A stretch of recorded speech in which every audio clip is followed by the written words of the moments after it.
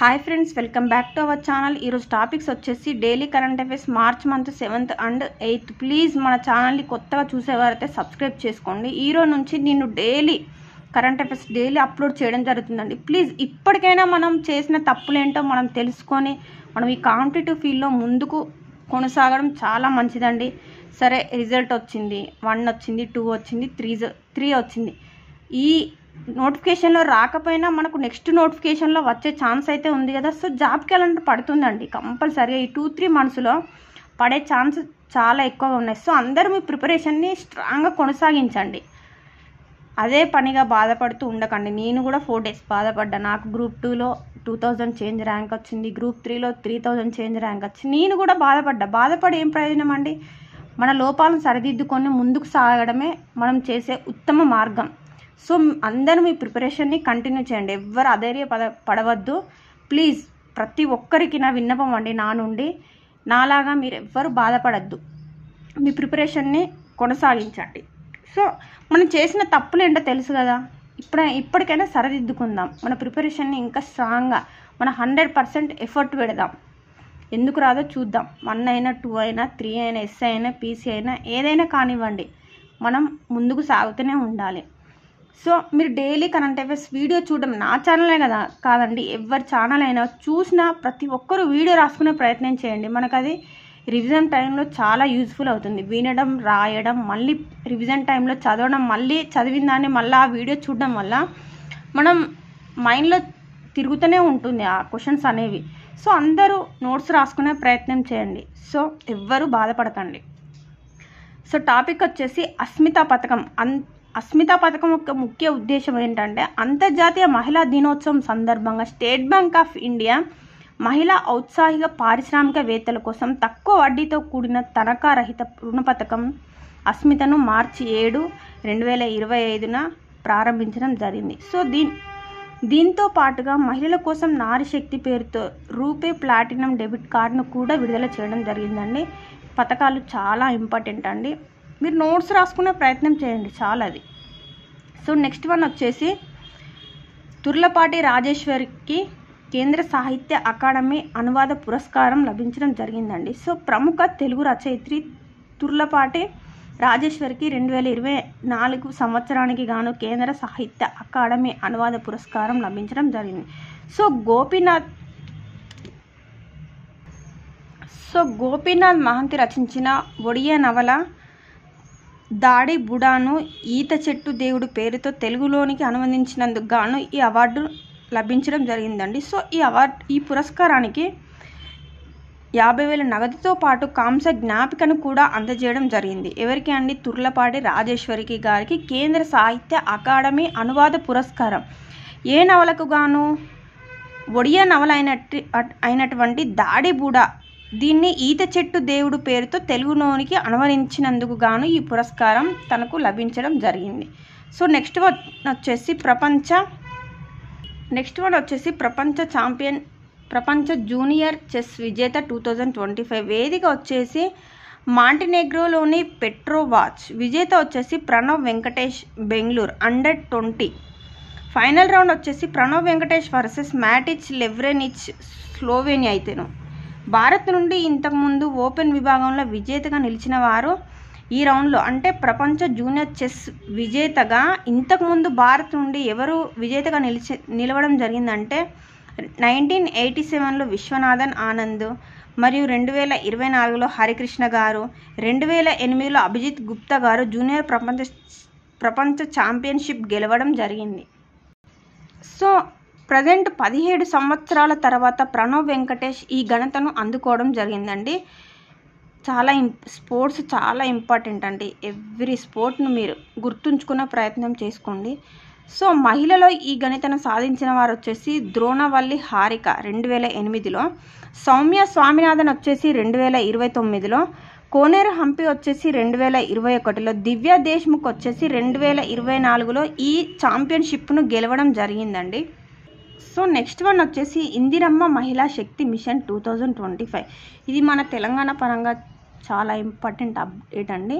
దీని యొక్క ప్రారంభం వచ్చేసి 2025 మార్చి 5న సీఎం రేవంత్ రెడ్డి గారు ప్రారంభించడం జరిగింది. దీని యొక్క వేదిక వచ్చేసి సికింద్రాబాద్ పరేడ్ గ్రౌండ్లో నిర్వహించడం జరిగింది. దీని యొక్క లక్ష్యం ఏంటంటే మహిళా సాధికారత కోసం మెయిన్గా మహిళను దృష్టిలో పెట్టుకొని ఈ మిషన్ను ప్రారంభించడం జరిగిందండి. సో మహిళలు అన్ని రంగాల్లో ముందు ఉండే విధంగా దీన్ని రూపొందించడం జరిగింది. తెలంగాణలో 1 కోటి మంది మహిళలను సంఘటితం చేసి వారందరినీ కోటీశ్వరులను చేయాలనే సంకల్పంతో ఈ ఇందిరమ్మ మహిళా శక్తి మిషన్ 2025ని ప్రారంభించడం జరిగిందండి. చాలా important update. Exam point of వ్యూలో అడిగే హోప్ చాలా ఎక్కువగా ఉందండి. సో నెక్స్ట్ వన్ వచ్చేసి ఆల్ఫ్రెడ్ ఉష్ణమండల తుఫాన్. ఇది ఆస్ట్రేలియాలోని బిస్ట్రెన్లో 51 ఏళ్ల తర్వాత ఈ తుఫాన్ రాబోతుందని ముందుగానే హెచ్చరించడం జరిగింది. దీంతో క్వీన్లాండ్, న్యూ సౌత్ వేల్స్లో భారీ ఆస్తి నష్టం సంభవించే అవకాశం ఉంది.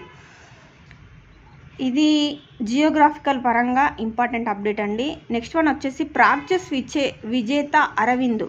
భారత గ్రాండ్ మాస్టర్ అయినటువంటి అరవింద్ చిదంబరం తన కెరీర్లో తొలి మేజర్ టైటిల్ను సాధించడం జరిగింది. ప్రాగ్ మాస్టర్ చెస్ టోర్నీలో విజేతగా నిలవడం జరిగింది.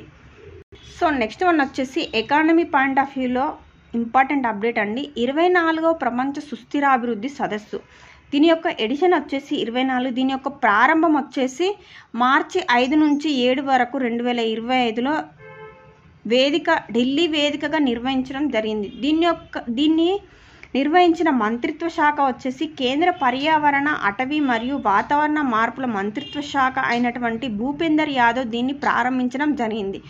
2025 థీమ్ వచ్చేసి partnerships for acceleration, sustainable development and climate solutions. Themes కూడా చాలా ఇంపార్టెంట్. థీమ్స్ అడిగే ఛాన్సెస్ కూడా చాలా ఎక్కువ ఉంటాయి. సో నెక్స్ట్ వన్ వచ్చేసి ఈ సదస్సును the energy and resources institute వారు నిర్వహించడం జరిగింది. ఈ సదస్సుకు గయానా దేశ ప్రధానమంత్రి మార్క్ ఫిలిప్స్, బ్రెజిల్ దేశ పర్యావరణ మరియు వాతావరణ మార్పుల మంత్రి అయినటువంటి మెరీనా సిల్వా హాజరవ్వడం జరిగిందండి. మరియు సస్టైనబుల్ డెవలప్మెంట్ లీడర్షిప్ అవార్డు 2025కు గాను గయానా ఉపాధ్యక్షుడు డాక్టర్ భరత్ జగ్దియో మరియు బ్రెజిల్ పర్యావరణ వాతావరణ మార్పుల మంత్రి మెరీనా సిల్వాకు TERI ప్రదానం చేయడం జరిగిందండి. సో డాక్టర్ భరత్ జగ్దియే తరపున గయానా ప్రధానమంత్రి మార్క్ ఫిలిప్స్ గారు ఈ అవార్డును స్వీకరించడం జరిగింది. ఎవరి తరపున? డాక్టర్ భరత్ తరపున గయానా ప్రధానమంత్రి మార్క్ ఫిలిప్స్ గారు ఈ అవార్డును స్వీకరించడం జరిగింది. నెక్స్ట్ వన్ వచ్చేసి ఆసియా మహిళల కబడ్డీ విజేత భారత్. చాలా ఇంపార్టెంట్ అప్డేట్ అండి స్పోర్ట్స్ పరంగా. ఇరాన్లోని టెహ్రాన్లోని జరిగిన ఆసియా మహిళల కబడ్డీ ఛాంపియన్షిప్లో భారత్ విజేతగా నిలవడం జరిగింది. సో ఫైనల్లో భారత్ 32-25 తేడాతో ఇరాన్ను ఓడించింది.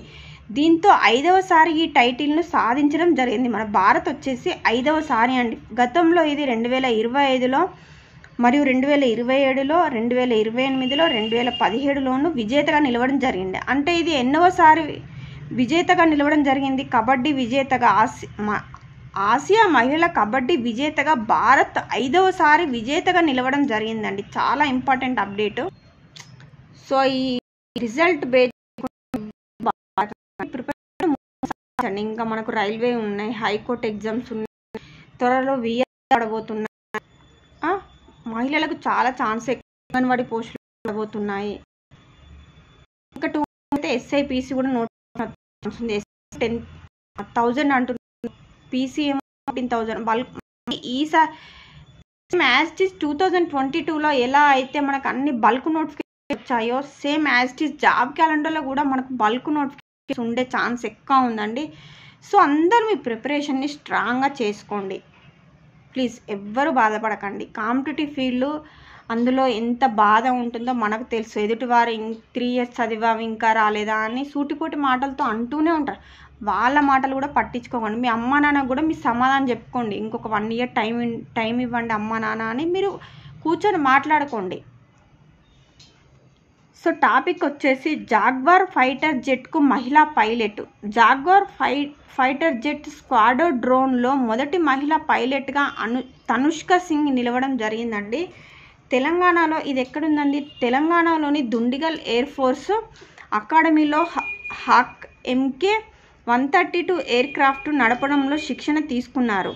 ఈమె వచ్చేసి ఉత్తరప్రదేశ్ చెందిన తనుష్క సింగ్ 2007 నుంచి బెంగళూరులో నివసించడం జరుగుతుందండి. సో నెక్స్ట్ టాపిక్ వచ్చేసి పెరుగుతున్న విద్యుత్ వాహనాలు. ఇది ఎకానమీ పాయింట్ ఆఫ్ వ్యూలో చాలా ఇంపార్టెంట్ అప్డేట్ అండి. ఎకానమీ ఎంత టఫ్గా వస్తుందో తెలుసు కదా, మీరు ప్రతిదీ ఎవ్రీథింగ్ నోట్ చేసుకునే ప్రయత్నం చేయండి. రివిజన్ ఇప్పుడు దగ్గరలో త్రుటిలో తప్పిన వారు ప్రతి ఒక్కరూ more revision more updates revision చేసుకుంటూ ఉండండి. సో పెరుగుతున్న విద్యుత్ వాహనాలు ఫిబ్రవరి 2025లో సాధారణ వాహనాల అమ్మకాలతో పోలిస్తే విద్యుత్ వాహనాల అమ్మకాల్లోనే ఎక్కువ వృద్ధిని నమోదైందని పేర్కొనడం జరిగింది. సో 2024తో పోలిస్తే సాధారణ వాహనాల అమ్మకాల్లో 7% తగ్గుదల నమోదైతే ఈవీల అమ్మకాల్లో 2% తగ్గుదల నమోదైందని తెలపడం జరిగిందండి. సో 2024 ఫిబ్రవరిలో అమ్ముడైన మొత్తం ఈవీలు 1,41,743 కాగా ఫిబ్రవరి 2025లో అమ్ముడైనవి 1,39,026. సో ఈ నెంబరింగ్ కూడా చాలా ఈ నెంబరింగ్స్ కూడా అడిగే ఛాన్స్ ఎక్కువ ఉంటుందండి. సో ప్లీజ్ చూసే ప్రతి ఒక్కరు నోట్స్ రాసుకోండి. సో ఈవీల్లో ఒక్క 2 వీలర్లో మాత్రమే నెగిటివ్ వృద్ధి నమోదు కాగా మిగతా అన్ని విభాగాలు పాజిటివ్ వృద్ధి నమోదు చేయడం జరిగింది. సో దీని యొక్క ఏ విభాగంలో ఎన్ని అమ్ముడుపోయాయని చూసుకున్నట్టయితే విభాగం ప్యాసింజర్ వాహనాలు 2024 వచ్చేసి 7,539,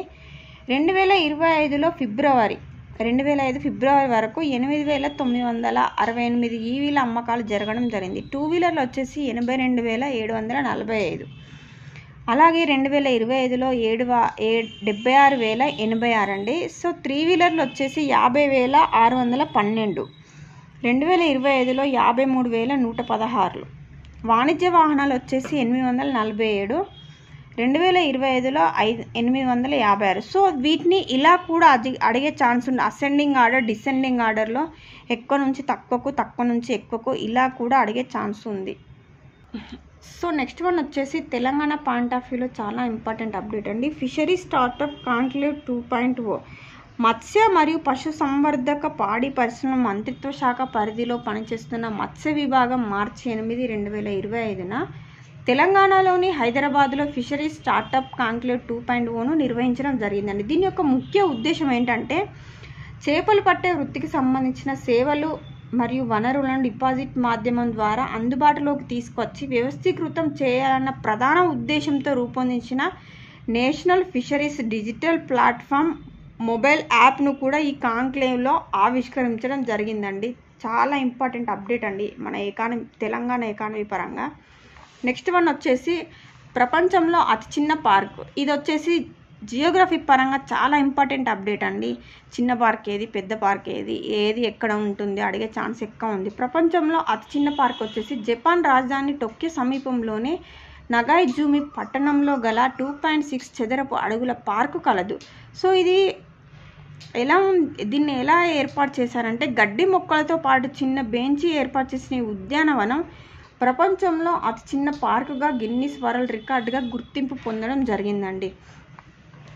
నెక్స్ట్ వచ్చేసి ప్రముఖ విశ్వవిద్యాలయం పేరు మార్పు. విశ్వవిద్యాలయాల పేర్లు, విమానాశ్రయాల పేర్లు, ఇలా రైల్వే జంక్షన్ల పేర్లు ఇలా అడిగే ఛాన్సెస్ చాలా ఎక్కువ ఉంటాయి పేరు మార్పులు.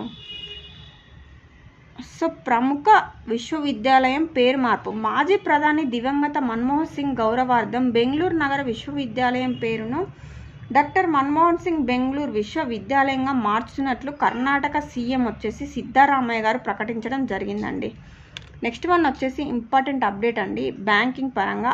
ఆర్బీఐ 29వ స్టాండింగ్ అడ్వైజరీ కమిటీ సమావేశం.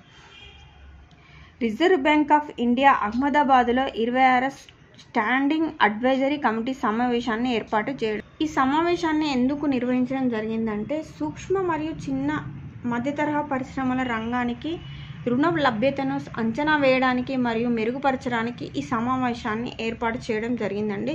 So RBI deputy governor J Swaminathan అధ్యక్షత వహించిన ఈ సమావేశం సంస్థాగత రుణ మద్దతును బలోపేతం చేయడానికి మరియు ఆర్థిక సవాళ్లను పరిష్కరించడానికి మరియు డిజిటల్ పరిష్కారాలను ప్రోత్సహించడానికి మరియు ఎంఎస్ఎంఈలను క్రెడిట్ యాక్సెస్లను బలోపేతం చేయడం మరియు నాణ్యమైన రుణ పద్ధతులను ఈ సమావేశంలో పేర్కొనడం జరిగిందండి. సో ఇది ఎకానమీ పరంగా చాలా ఇంపార్టెంట్ అప్డేట్ అండి. నెక్స్ట్ వన్ వచ్చేసి 2026 ఫిఫా ప్రపంచ కప్ నుండి రెండు దేశాలు నిషేధించడం జరిగిందండి. 2026లో కెనడా మరియు మెక్సికో సంయుక్తంగా నిర్వహించనున్న ఫిఫా ప్రపంచ కప్ నుండి రష్యా మరియు కాంగోను ఫిఫా నిషేధించడం జరిగింది. కాంగో ఫుట్బాల్ ఫెడరేషన్ నిర్వహణలో చట్టవిరుద్ధమైన థర్డ్ పార్టీ జోక్యం కారణంగా కాంగోను టోర్నమెంట్ నుండి నిషేధించడం జరిగిందండి.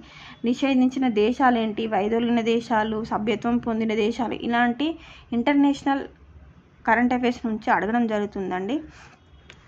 నెక్స్ట్ వన్ వచ్చేసి 2024లో అత్యధికంగా విదేశీ పర్యాటకులు సందర్శించిన నగరంగా ఢిల్లీ వార్తల్లో నిలవడం జరిగింది.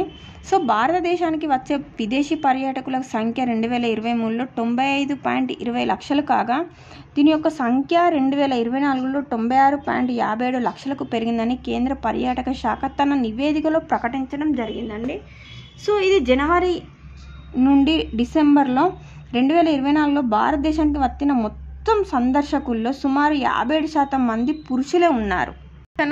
సో ఈ నివేదిక ప్రకారం దేశంలో అత్యధికంగా పర్యటించిన నగరంగా ఢిల్లీ మొదటి స్థానంలో నిలిచింది. ఈ జాబితాలో పశ్చిమ బెంగాల్ రాష్ట్రం నుండి హరద్పూర్ కూడా నిలవడం జరిగింది.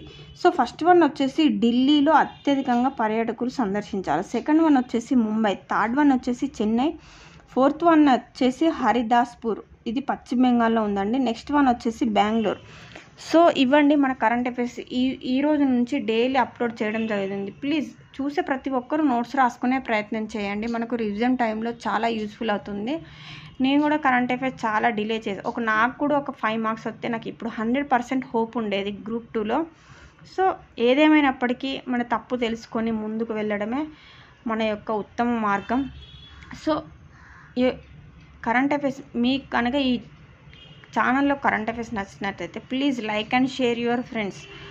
Thank you all.